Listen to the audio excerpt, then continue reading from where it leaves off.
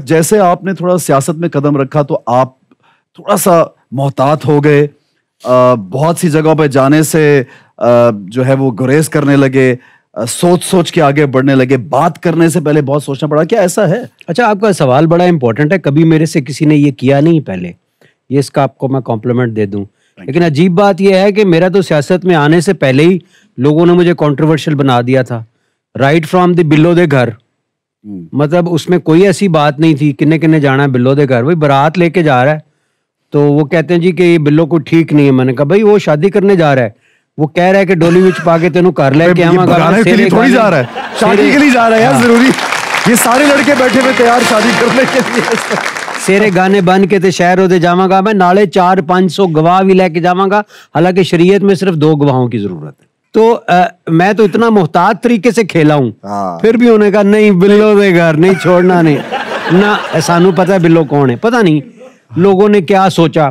फिर उसके बाद नाच पंजाबन पे कंट्रोवर्सी, उसको नाच मजाजन करना पड़ा। परवीन पे कंट्रोवर्सी, सुप्रीम कोर्ट के चीफ जस्टिस ने सुओ मोटो नोटिस लेके मुझे अदालत में बुला लिया। सीरियसली? जी हाँ, उन्होंने कहा इधर आ ना परवीन।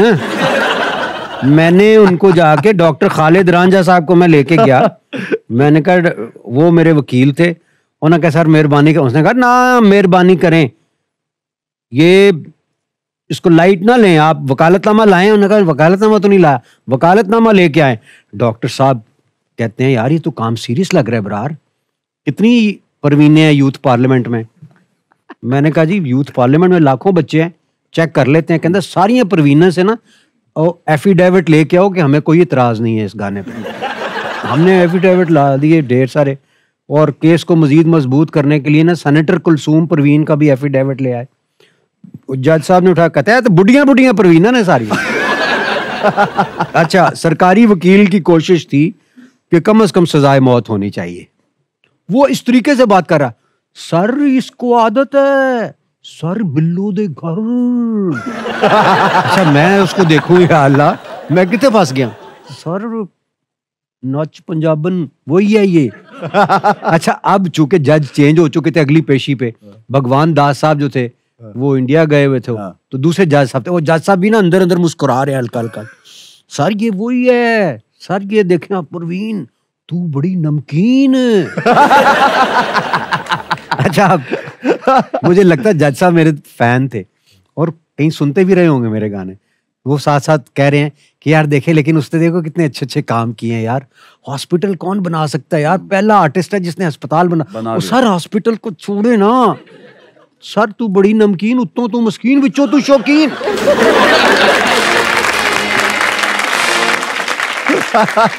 बात तो थोड़ी वैसे है, थोड़ी सी नहीं यार, थोड़ी भी नहीं, हमें ना बढ़ाई जा बात थोड़ी सी। हल्का गाने सुन लेते हैं, मेरी बारी तो पता नहीं। देखे ना, कभी कोई परवीन खुद आई हो आपके पास, कभी कोई बिल्लो खुद आ गई हो। बात सुनो, आजकल कोई नाम रखता है परवीन?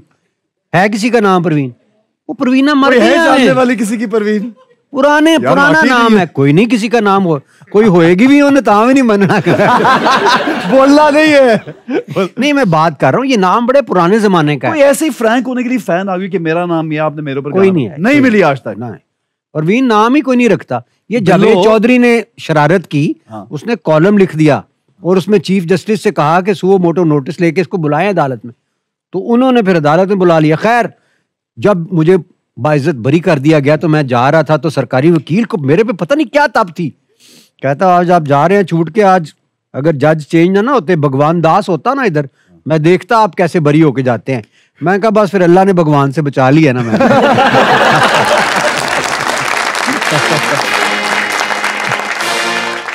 अच्छा, और कभी कोई फैन एनकाउंटर, मैं चाहता हूं कि लोगों को कभी बताएं कोई ऐसा फैन एनकाउंटर।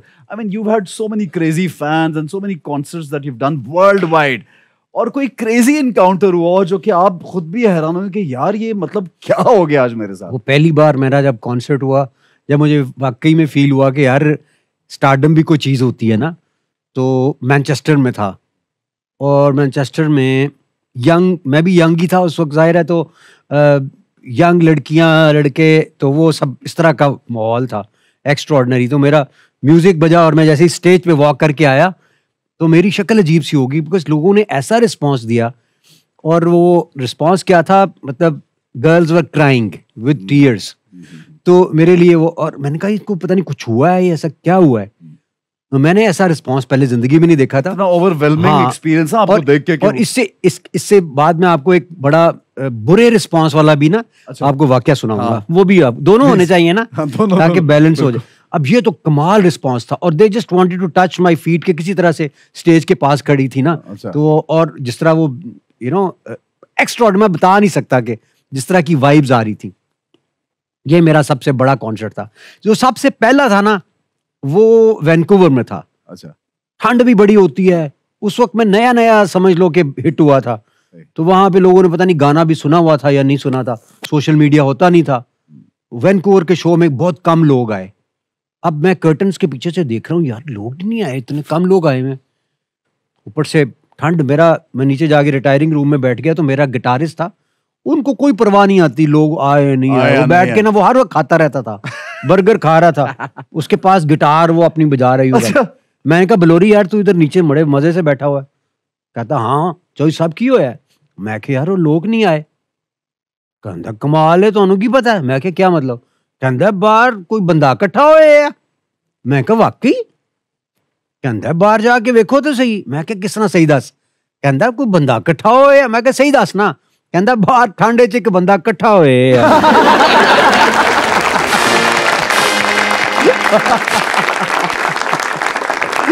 तो वो आपका एक वर्स्ट एक्सपीरियंस था। वो वर्स्ट एक्सपीरियंस। मैंने कहा यार तुम कितने खबीस हो। मेरा उसने मूड ठीक कर दिया वैसे, हंस के मैं भी। तो वो ऐसा भी होता कि वो आधा हॉल खाली, पीछे कोई पता नहीं। लेकिन उसी टूर में मैनचेस्टर जो था हमारा पहला, वो सुपर डुपर हिट था। ठीक है जी, एक बहुत जबरदस्त एक्सपीरियंस है। और आर्टिस्ट जब जाते हैं बाहर के मुल्क में परफॉर्म करने, और किस तरह से अपने मुल्क में भी एक ओवरवेलमिंग रिस्पांस जब मिलता है, और वो एक अलग एक्सपीरियंस है वो। और इनको तो माशाल्लाह पूरी दुनिया में लोग जानते हैं, पहचानते हैं और बहुत पसंद करते हैं। और सबसे बड़ी बात ये कि it's been years and years। आप 90s से अगर शुरू करते हैं, मिड 80s एंड से शुरू करते हैं, और आज हम 2024 में बैठे फिर भी रेलेवेंट हैं, लोग प्यार करते हैं, जानते हैं, पहचानते हैं। तो ये एक बहुत जबरदस्त अचीवमेंट होती है यार।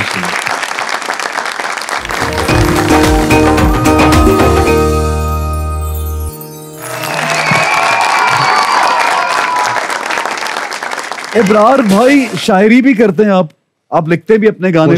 कोशिश करता हूं। हमारे साथ एक बड़े प्यारे शायर मौजूद हैं। अच्छा। मुरली चौहान उनका नाम है, और वो स्पेशली उन्होंने ये पैगाम भेजा, और हमें बहुत दिनों से ये कह रहे थे कि जिस दिन इब्रारुल हक आएंगे मैं उनके सामने अपना कलाम पेश करना चाहता हूं। तो अगर आप इजाजत देंगे तो उनको बुला लेते हैं। मेरे लिए तो बड़े एजाज की बात है। बुलाइए जी मुरली चौहान, आपकी तालियों में।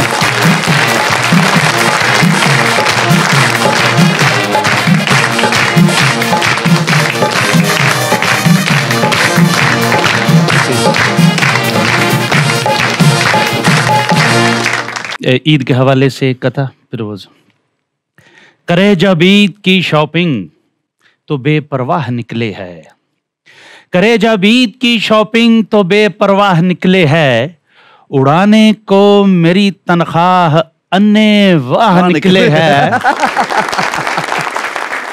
ये खवातीन तालियां बजा रही है, आप लोगों के लिए बोला उन्होंने। उड़ाने को मेरी तनख्वाह अन्य वाह निकले है।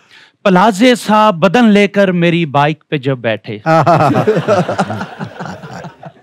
प्लाजे सा बदन लेकर मेरी बाइक पे जब बैठे। बड़ा भरा भरा सा शेर है। प्लाजे सा बदन लेकर मेरी बाइक पे जब बैठे, अचानक पिछले पहिए से सदाए ठाह निकले। अच्छा, वाह वाह वाह जी इब्रार भाई, आपकी नजर के न जाने कब कोई ऐसा लोकेशन ऐप निकलेगा। न जाने कब कोई ऐसा लोकेशन ऐप निकलेगा तेरे दिल तक पहुंचने का, जहां से मैप निकलेगा। वाह वाह वाह वाह वाह वाह, क्या बात है। तेरे दिल तक पहुंचने का, जहां से मैप निकलेगा। अजी वाकिफ हैं हम जाली हंसी परियों के चेहरों से, जो मेकअप की तहें खोदें फकत स्क्रैप निकलेगा।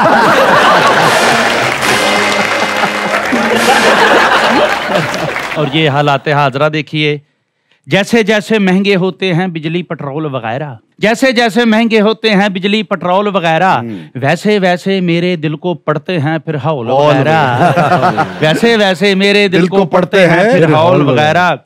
ये स्पेशली अगला आपकी नजर के, वैसे वैसे मेरे दिल को पड़ते हैं फिर हौल वगैरह, आए छींक जो लीडर को तो लाजिम है बाहर का दौरा। आए छींक जो लीडर को तो, लाजिम आए है। छींक जो लीडर को तो लाजिम है बाहर का दौरा, वोटर को हो दिल का दौरा तो बस पैनाडोल वगैरह।